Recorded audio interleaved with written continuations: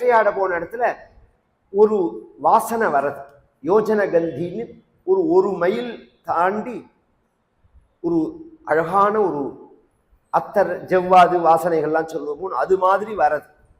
அந்த வாசனையை பிடிச்சுட்டே போனார். ஒரு பெண் இருக்காளங்க, சத்தியவதின்னு பேர் அவளுக்கு. அவளுக்கு யோஜன கந்தின்னு பேர். ஒரு மீனவருடைய பெண். அந்த பெண்ணை பார்த்து கேட்கிறாள், ராஜா விருப்பப்பட்டு கேட்கிறார், நீ யாருமா, உன் பேர் என்ன? சத்தியவதி. உங்க அப்பா யாரு?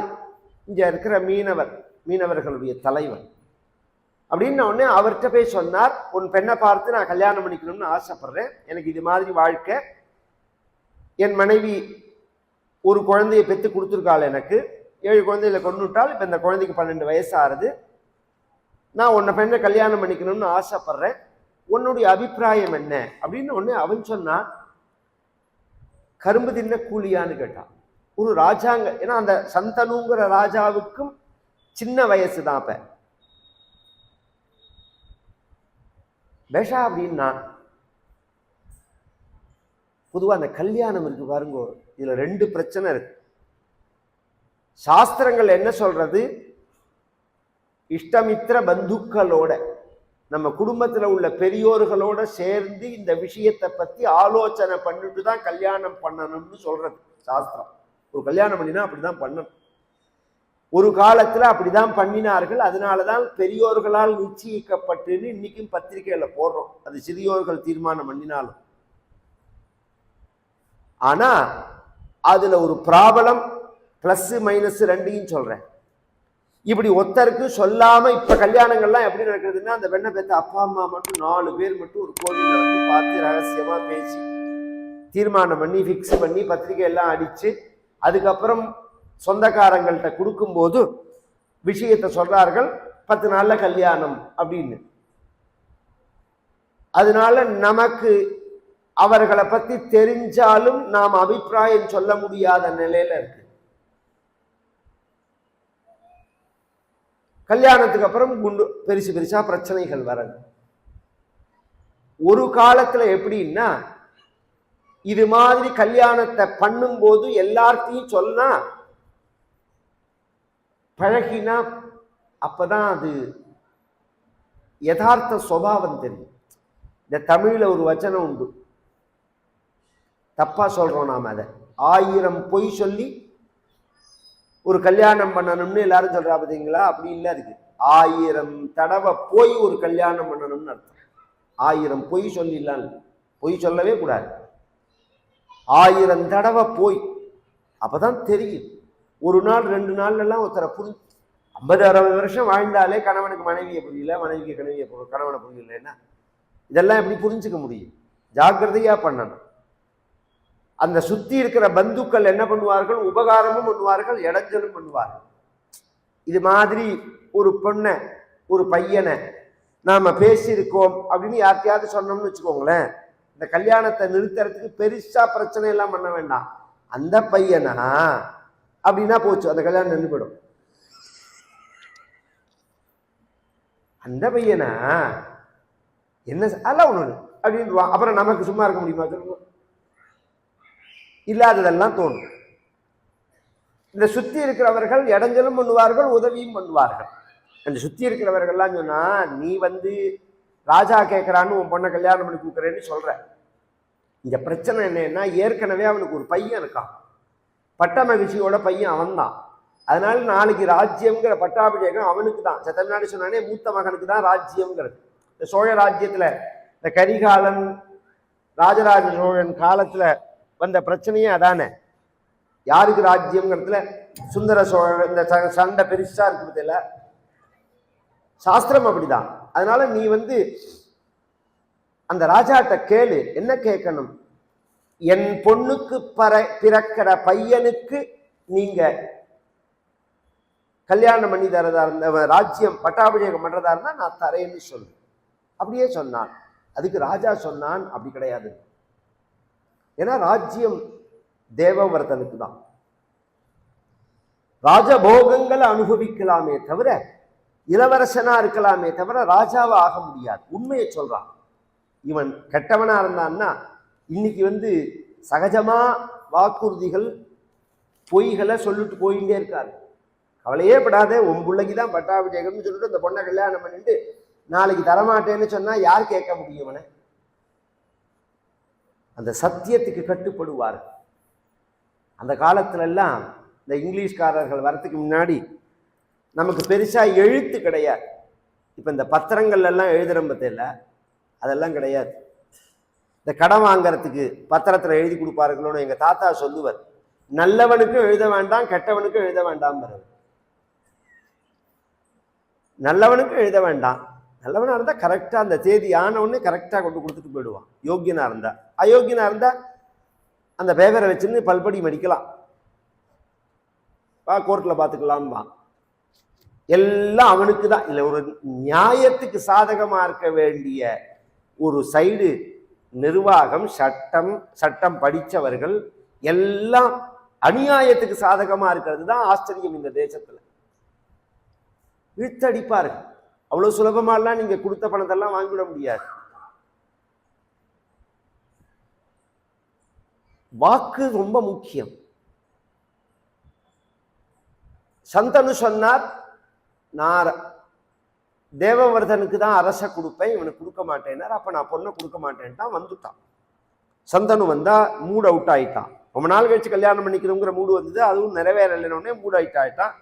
இப்ப அந்த தேவவர்தனுக்கு 18 வயசு. அப்பா மூட் அவுட் ஆயிருக்கார் அப்படிங்கிறத பார்த்துட்டு 2-3 நாள் கவனிச்சுட்டு அப்பாட்ட என்ன விஷயம்னு கேட்டான். என்னப்பா, மனசு சரியில்லையா, உடம்பு சரியில்லையா? அந்த காலமோனோ, இந்த காலத்துல என்ன மரியாதை இல்லாத பழகிறதுங்கிற ஒரு தன்மைகள்லாம் சகஜமா இருக்கு. அந்த காலத்துல எல்லாம் கவனிச்சீர்கள்னா அப்பாட்ட அன்பும் உண்டு, பயமும் உண்டு, மரியாதையும் உண்டு. அது மாதிரி பழகிறதுனால ஜாகிரதையா பேசுறார். சந்தனு தான் கல்யாணம் பண்ணிக்கணும்னு ஆசைப்படுறேன்னு தன் மகன்கிட்ட எப்படி சொல்ல முடியும்? அதனால இளமரவா காய் மரவா ஒரு விஷயம் சொன்னார் அவர். சக்ஷுரேகம் ச புத்ரஸ்ச அஸ்தி நாஸ்தி ச பாரத. சாஸ்திரங்கள்ல 2 கண்ணு நமக்கு தெரியறது. அதுல ஒரு கண்ணு தெரியாதவன என்ன சொல்லுவோம் நாம? ஒரு கண்ணு தெரியறது, ஒரு கண்ணு தெரியல அவனுக்கு அப்படின்னா அவனையும் குருடன்னு தான் சொல்லுவோம், கண்ணு தெரியாதவன் தான் சொல்லுவோம் நாம். முழுசா 2 கண்ணுமே தெரியாதவர்களை மட்டும் நாம கண்ணு தெரியாதவர்கள்னு சொல்றது இல்ல. ஒரு கண்ணு தெரியலனாலும் அவர்களை தெரியாதவர்கள். அது மாதிரி சாஸ்திரங்கள்ல ஒரு புள்ளைய பெற்றுண்டாலும் புள்ள பெற்றுண்டதா ஆகாது. தசாஸ்யாம் புத்திராநாதேகி பதிமேகா தசங்கிருதி திருவத்சமே திருவத்சாஷ்டமே. வேதங்கள்லாம் சொல்றது 10 புள்ள பெத்துக்கணுங்கிறது, 10 குழந்தைகளை பெத்துக்கணும் அப்படின்னு. எந்த காலத்துல இருந்து சார் பேசுறேன்? இந்த கவர்மெண்ட்டை எத்தனை சொன்னது. ஒரு காலத்துல நாம் இருவர் நமக்கு இருவர்னா, அப்புறம் நாம் இருவர் நமக்கு ஒருவர்னா, அப்புறம் நாமே குழந்தை நமக்கு ஏன் குழந்தைன்னா எத்தனை விளம்பரங்கள். ஆனா இன்னைக்கு உலகத்துல எதனால இந்தியா வல்லரசா மாறப்போறதுன்னா இந்த ஜனத்தொகையினாலதான். எந்த ஜனத்தொகை இந்த நாட்டுக்கு இடைஞ்சல்னு சொல்றார்களோ அந்த ஜனத்தொகையினாலதான் இது வல்லரசாவே மாறப்போறது அப்படிங்கிறது மேல வர காலங்கள். நம்ம முன்னோர்கள் என்னைக்குமே முட்டாள் கிடையாது, அதை புரிஞ்சுக்கணும். இங்க என்ன பிரச்சனைன்னா, குழந்தை பெத்துக்காதேன்ன உடனே பெரும்பாலான நல்லோர்கள் இத ஃபாலோ பண்ணினதுனால பிரச்சனையா போயிடுது.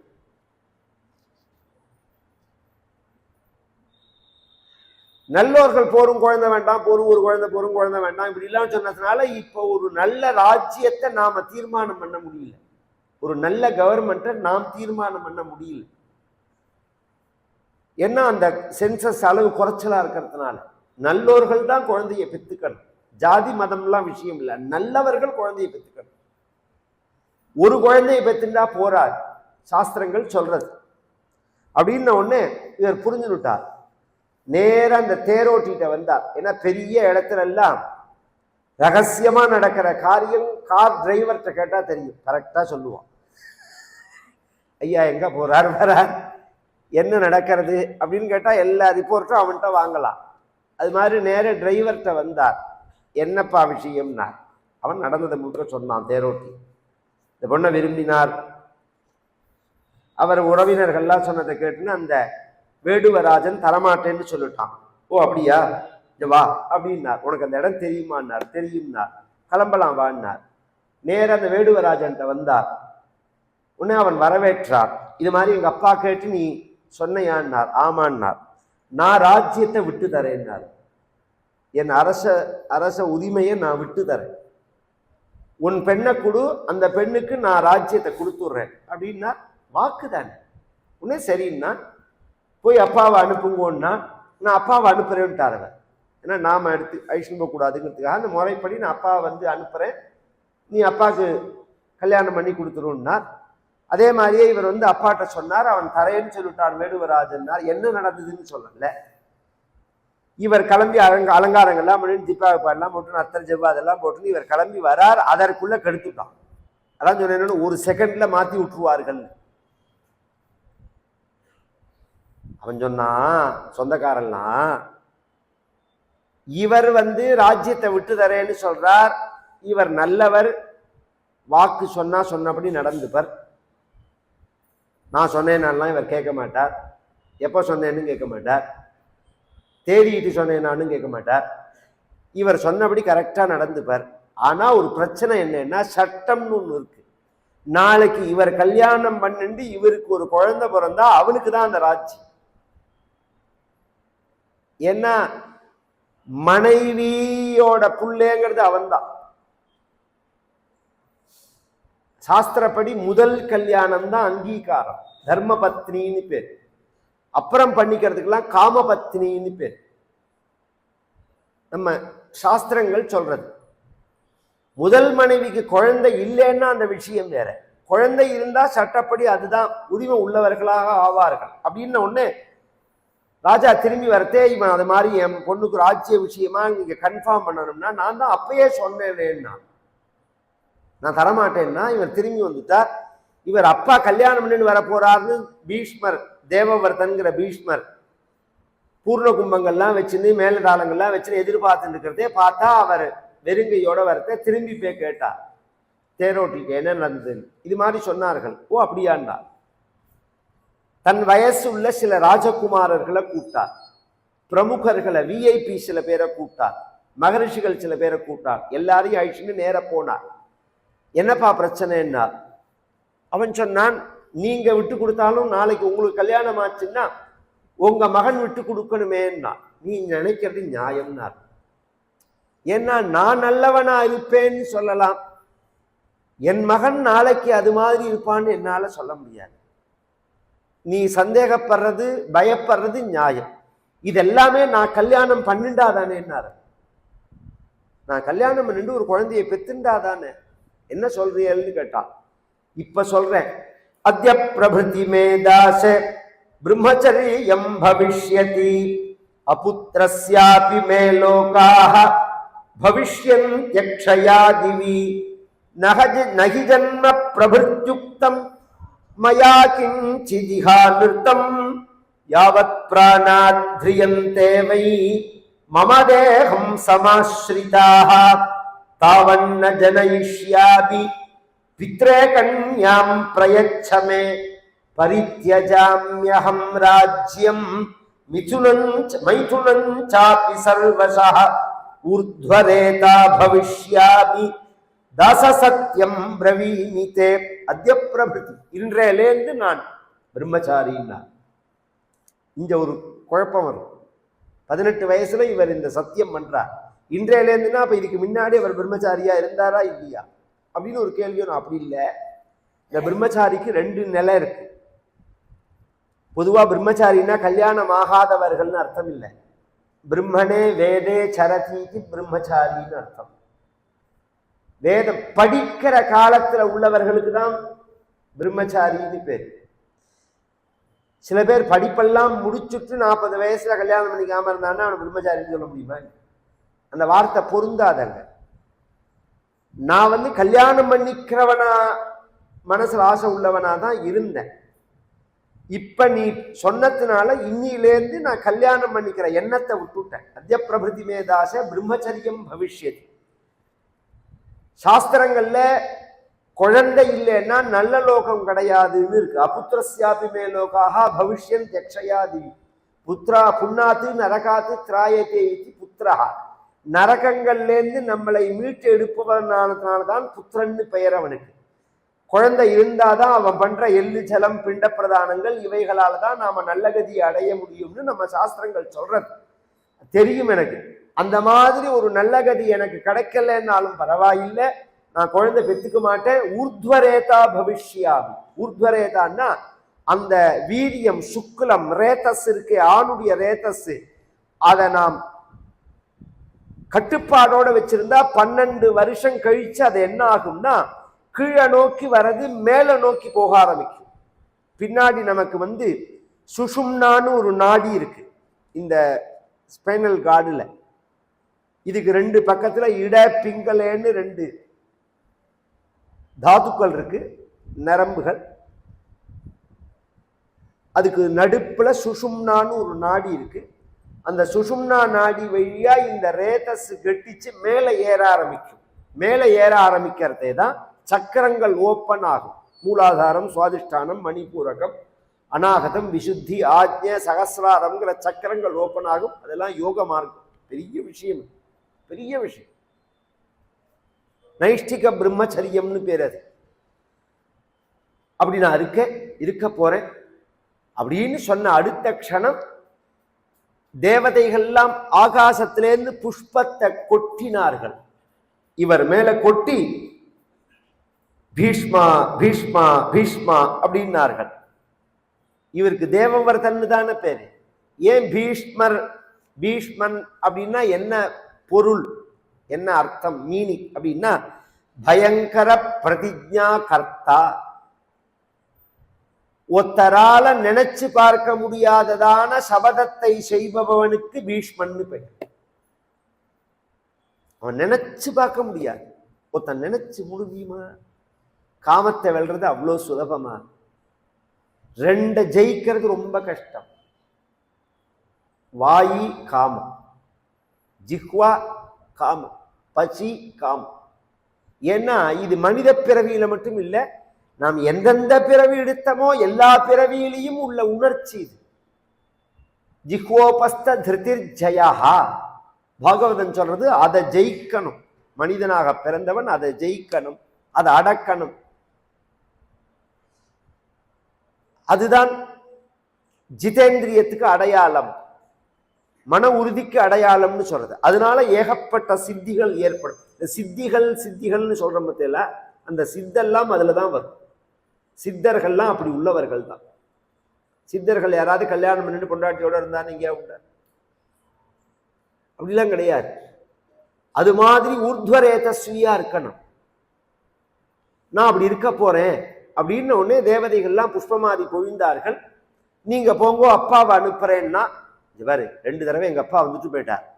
அதனால நீ இப்பயே உன் மகளை அனுப்பிச்சுடு, நான் அழிச்சுன்னு போய் எங்க அப்பாவுக்கு கல்யாணம் பண்ணி வைக்கிறேன் அப்படின்னு சொல்லிட்டு ஒரு ஆச்சரியம். இவருக்கு 18 வயசு, அந்த பொண்ணுக்கு 16 வயசு, சத்தியவர்த்திங்கிறதுக்கு. அந்த பெண்ணை ஒரு பிரதட்சிணம் பண்ணி நமஸ்காரம் பண்ணிட்டு அதிரோக ரதம் மாதா கச்சாமி ஸ்வக்ராம் பிரதீன அம்மான்னு கூப்பிட்டா. என்ன அந்த தாய் அப்படிங்கிற ஸ்தானம் இருக்கு பாருங்க, அவ்வளோ உயர்ந்தது. சாதாரணமா கிடைச்சிடுமா? சாதாரணமா கிடைச்சிடுமா? அப்பான்னு ஒருத்தரை சொல்றது, அம்மான்னு ஒருத்தரை சொல்றது, சகோதரி. அதுதானே இந்த தேசத்தோட பெருமையே. நம்ம மனைவியை தவிர யாரை பார்த்தாலும் அம்மா, சகோதரி, குழந்தை, இந்த மனோபாவத்துல பார்க்கணும், பழகணும். அப்பதான் சுதந்திரமா ஃப்ரீயா அந்த பெண்களாலையும் பழக முடியும். கண்ணுல காமம் உள்ளவனோட பழகிறது கஷ்டம். என் ஃப்ரெண்டு, உயிர் ஃப்ரெண்டு, சின்ன வயசுலேருந்து நான் படித்தவன், ரொம்ப நல்லவன்னு சொல்லி அழிச்சுன்னு வருவான். அவன் போன உடனே மனைவி சொல்லுவா, அவன் நல்லா இனிமே வீட்டுக்கு அழிச்சுன்னு வரக்கூடாது, அவன் அயோக்கிய பையன். ஏன்னா அவன் கண்ணு அலையிறதுன்னு. இவன் சொல்லுவான் ரொம்ப பொம்பநாட்டுக்கு தானே தெரியும். பெண்களுக்கு தானே தெரியும். அவன் நல்லவனா, அசட்டு பெண்ணா இருந்தாலும் தெரியும் அவன் நல்லவனா கெட்டவனாங்கிறது கண்ணை பார்த்தாலே சொல்லலாம். ஆனா இது மாதிரி இருக்கிறது உயர். இதுல என்ன பெருசா லாஜிக்ல தத்துவ ரீதியா என்ன ஒரு பெண்ணுக்கும் என்ன பெருசா வித்தியாசத்தை சொல்லிட முடியும் வாழ்க்கையில்? இதெல்லாம் சொற்ப காலம் காமம்ங்கிறதெல்லாம். எத்தனையோ சாதிக்க வேண்டியதெல்லாம் உலகத்துல எத்தனையோ விஷயங்கள் இருக்கு. அதுல மனசை செலுத்தாம ஒரு மிருகம் மாதிரி வாழ்ந்தா அந்த வாழ்க்கைக்கு மனித வாழ்க்கைன்னு பேரா?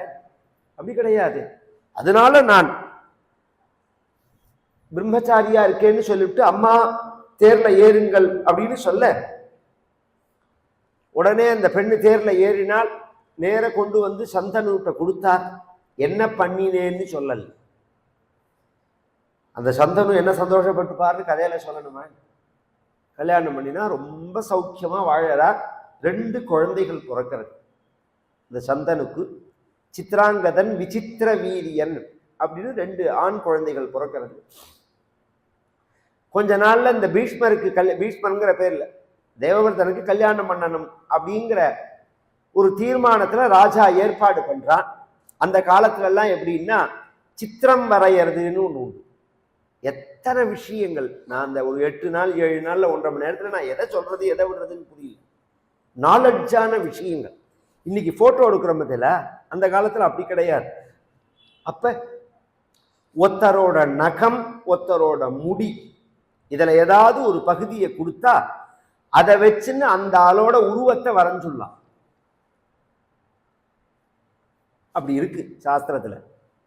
நகத்தை வச்சுண்டு முடிய வச்சுண்டு வரைந்தார்கள் அப்படின்னு இருக்கு. அப்படின்னா என்ன?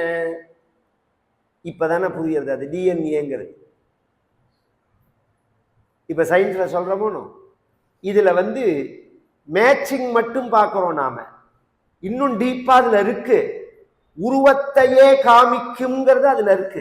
இப்ப உருவம் ஓரளவு மேட்சா போறது. ஒரு ஒரு ஒரு ஒரு பையனை அழிச்சுன்னு ஒரு அப்பா ரோட்ல நடந்து வந்தார்னா முன்னாடி பார்க்காத ஃப்ரெண்டா இருந்தாலும் சார் உங்க பையனான்னு கேட்கிறான். ஏன்னா அங்காதங்காத் சம்பவதி ஹிருதயாததி ஜாயசே ஆத்மாவை புத்திரநாமாசி. வேதம் சொல்றது உன்னோட அங்கத்திலேருந்து ஒவ்வொரு அங்கத்திலேருந்து எடுத்து வச்ச பிம்பம் தான் உன் புள்ளேங்கிறது. இன்னும் நெத்தியில என்னோட புள்ளேன எழுதியா ஒட்டியிருக்கான், பார்த்தாலே தெரியறது. அப்படியே அதே சொட்ட முடி, அதே 1.5 கண்ணு, அதே விவகாரம் எல்லாம் பார்த்தா தெரியறது. இதுல ஒரு ஆச்சரியம் என்னன்னா, ஒரு சின்ன வயசுல தெரியறது இல்ல. அப்பாவுக்கு 40 வயசுல வழுக்க விழும்னா அவனுக்கும் ஆரம்பிச்சுடுறது வழுக்க. அப்பாவுக்கு கண்ணு வெள்ளை கண்ணுன்னா அவனுக்கு கண்ணு கண்ணாடி போட்டுக்கிற மாதிரி ஆயிடுறது. இப்ப அப்பாவுக்கு சுகர்னா சுகர் வந்துடுறது.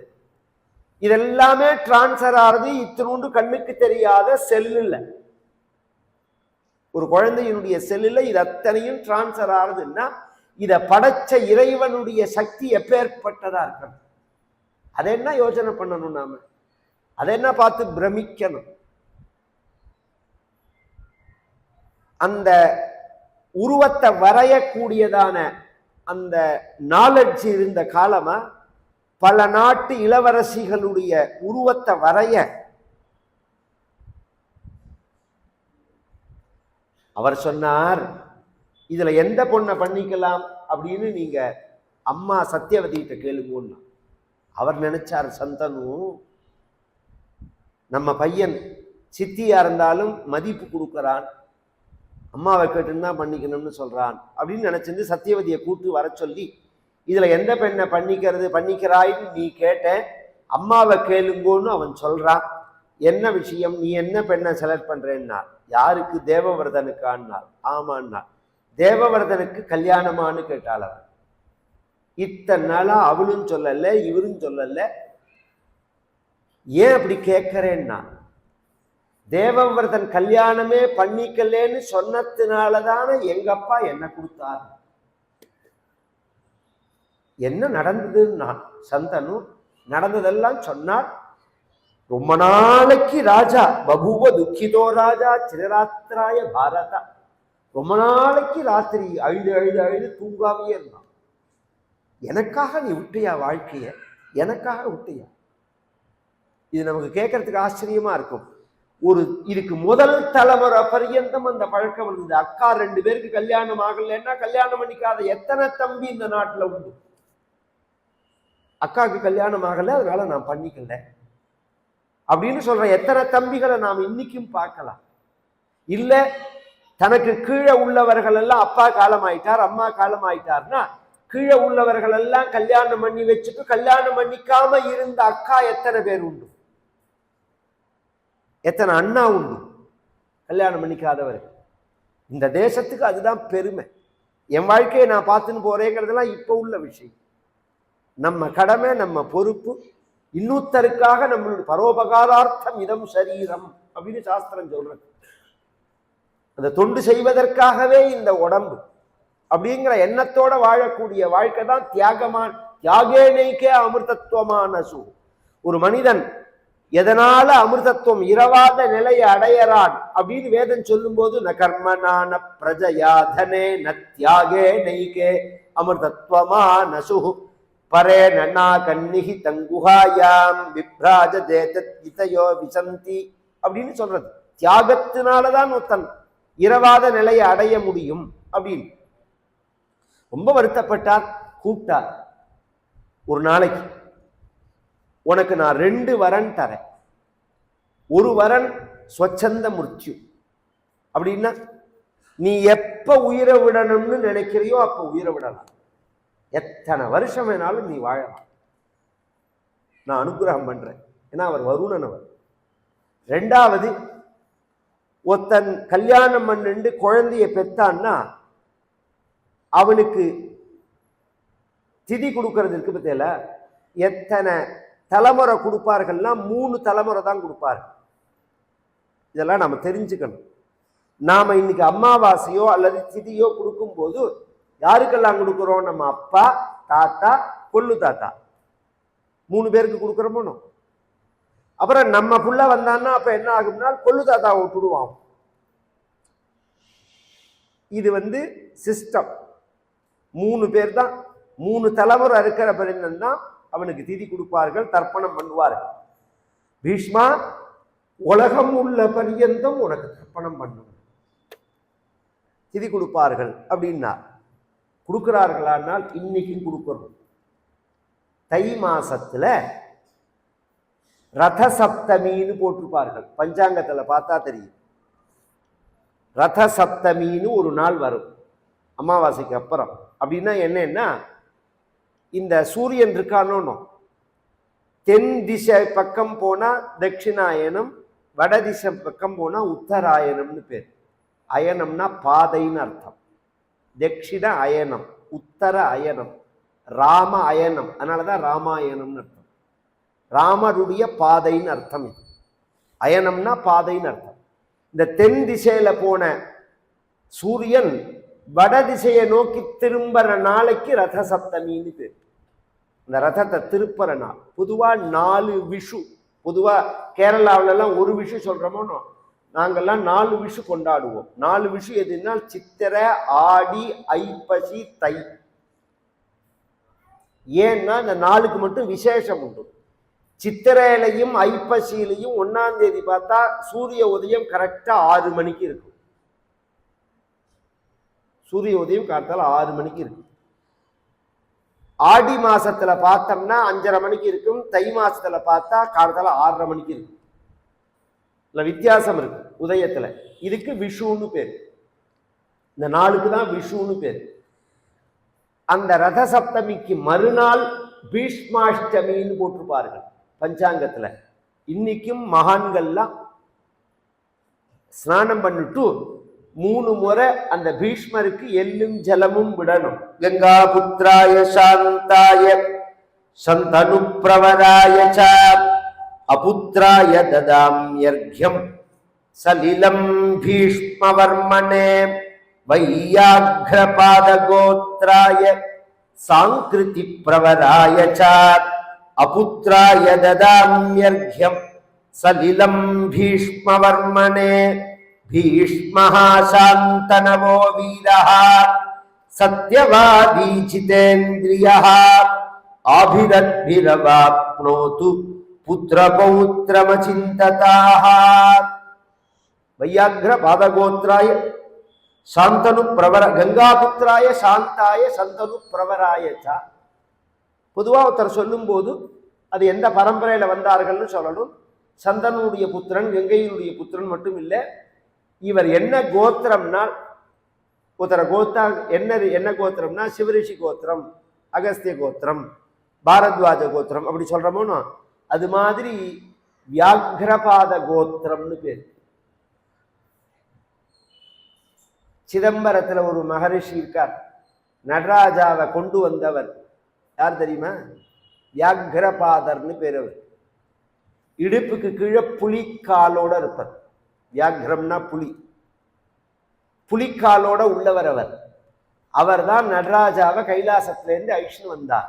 வியாகிரபாதர்னு பேரு. அவருடைய கோத்திரத்துல வந்தவர் இந்த பீஷ்மர். அப்படிங்கிறதுனால வையாகிர பாதகோத்திராய சங்கிருத்தின்னு ஒரு மகரிஷி, அவருடைய வம்சம். அதுவும் சேருமது. சங்கிருதி பிரவரம்னு சொல்லுவார்கள். இதெல்லாம் ரொம்ப டீப்பா உள்ளது. இன்னைக்கு ரொம்ப பேர் விட்டுட்டோம் எல்லாத்தையும். எல்லாரும் என்ன சொல்லிட்டு இருக்கார்கள், சமீபத்தில் கூட சில பேர்லாம் பேசுறத கவனிச்சேன். மனசாட்சிக்கு விரோதமா பேசுறார்கள். தெரிஞ்சு பேசுறார்களா தெரியாம பேசுறார்களா தெரியாது. இதெல்லாம் நமக்கு கிடையாது பழக்கத்துல, அதெல்லாம் ஐயருமார்கள் பண்றதுன்னு. அப்படிலாம் ஒன்று கிடையவே கிடையாது. இந்த கல்யாணம், இறப்பு, பிறப்பு, இந்த காது குத்தல், தலையில சிக வச்சுக்கிறது, சில காரியங்கள்லாம் பொது எல்லாருக்கும். அதை நீங்கள்லாம் விட்டுட்டே நாங்க மட்டும் அதை ஃபாலோ பண்ணின்னு வரோம். இந்த கோபிசெட்டிபாளையம்னு ஒரு ஊர், அந்த ஊருக்கு நான் கதைக்கு போறது. அந்த ஊர்ல சரஸ்வதி அப்படின்னு ஒரு கவுண்டர் குல பெண் இருந்தான். ரொம்ப பக்தி, ரொம்ப வயசானவர் அந்த பாட்டிமா. எங்க தாத்தா காலத்திலேருந்து எங்க குடும்பத்துல பக்தி உள்ளவர். அந்த அம்மா வீட்டுக்கு கூப்பிட்டு பாத பூஜை எல்லாம் பண்ணி, நான் சந்தானந்த சுவாமிகளுக்கு அந்த அம்மாவுக்கு பக்தி உண்டு. அவ அப்பா பொன்னுசாமி கவுண்டர்னு பேர். கோபிச்செட்டிப்பாளையம் சேர்மன் அவர். அவர் அந்த அம்மாட்ட பேசுறதே கேட்டேன்னா, நான் இந்த பக்கங்கள்லாம் பார்க்கறதே சில இந்த வைதிக காரியங்கள்லாம் ஒழுங்கா பண்றது இல்லையே அவங்க, உங்களுக்கு அந்த பழக்கங்கள்லாம் கிடையாதான்னு. இல்லை சாமி, எங்களுக்கு எல்லாம் உண்டு. இந்த ஐயர்மார்கள்லாம் எப்படி பண்ணுவார்களோ அப்படிதான் நாங்களும் 10 நாள் 16 நாள் கல்ல ஊனி தர்ப்பணங்கள்லாம் பண்ணி எல்லாம் பண்ணுவோம். நாளடைவில் அதெல்லாம் விட்டுட்டார்கள் அப்படின்னா. தேசிகர்னு ஒருத்தர் பண்ணி வைப்பார் எங்களுக்கெல்லாம். சிவாச்சாரியார்னு வருவார், தேசிகர்னு வருவார். எல்லாமே உண்டு, எல்லா சம்பிரதாயமும் உண்டு. அதை இன்னொரு இடத்துலையும் பார்த்தேன்னா, நான் ஹிஸ்டரிக்காக சொல்றேன். சாரதா ஸ்கூல்னு கோபிச்செட்டிப்பாளையத்தில் ஒன்று இருக்கு. ஹையர் செகண்டரி ஸ்கூல் இருக்கு. அதை நிறுவினவரோட அப்பா ஒரு கவுண்டர். அவர் வீட்டுக்கு போனேன். என்னை மாதிரி அவர் கடுக்கன் போட்டுன்னு குடுமி வச்சிருந்து பளிச்சுன்னு இருந்தார். நானே பார்த்துருக்கேன் அந்த காலத்துல எத்தனையோ பேர். இதுதான் நம்மளுடைய ஹிந்து தர்மம். இது சில தர்மங்கள் எல்லாருக்கும் பொதுவான. இந்த காதுல அதனால தானே இன்னைக்கு எத்தனை வயசானாலும் காது குத்து திருவிழான்னு பத்திரிக்கை அடிக்கிறான். எல்லாரையும் கூப்பிடுறமே நாம. ஏன்னா அந்த சம்பிரதாயம் நமக்கு உண்டுன்னு தானே. வெறுமனை குத்திக்காம தோட்டையும் போட்டுக்கிட்டோமேங்கிறேன். நான் இப்பதான் தோடு போட்டுக்கிறதே ஃபேஷன் ஆயிடுத்தேன். தோட்டையும் போட்டுண்டா ஃபேஷனுக்கு ஃபேஷனும் ஆச்சு, நம்ம தர்மத்தை பின்பற்றினா மாதிரியும் ஆச்சு. குடுமியும் அப்படிதான். இப்படிலாம் நாங்கள்லாம் வச்சிருக்க மாதிரி இப்படிலாம் குறுக்கி கொண்டு வந்துட்டான். இன்னும் கொஞ்சோன்னு பின்னாடி வளர்த்துட்டா போறோம். அது மாதிரிதான் லெவல்ல ஹேர் ஸ்டைலும் வந்திருக்கு. எல்லாமே பழையபடி திரும்பி ரிட்டர்ன் ஆகுது. அதுக்காக சொல்றேன். இந்த தர்ப்பணம்ங்கிறது அது மாதிரி. எல்லாருக்குமே ரிஷி உண்டு, கோத்திரங்கள் உண்டு. பீஷ்மருக்கு அது மாதிரி பண்ணட்டோம்னு அவர் அப்பா ஆசீர்வாதம் பண்ணினாருங்கிற வரையில் இன்றைய தினம்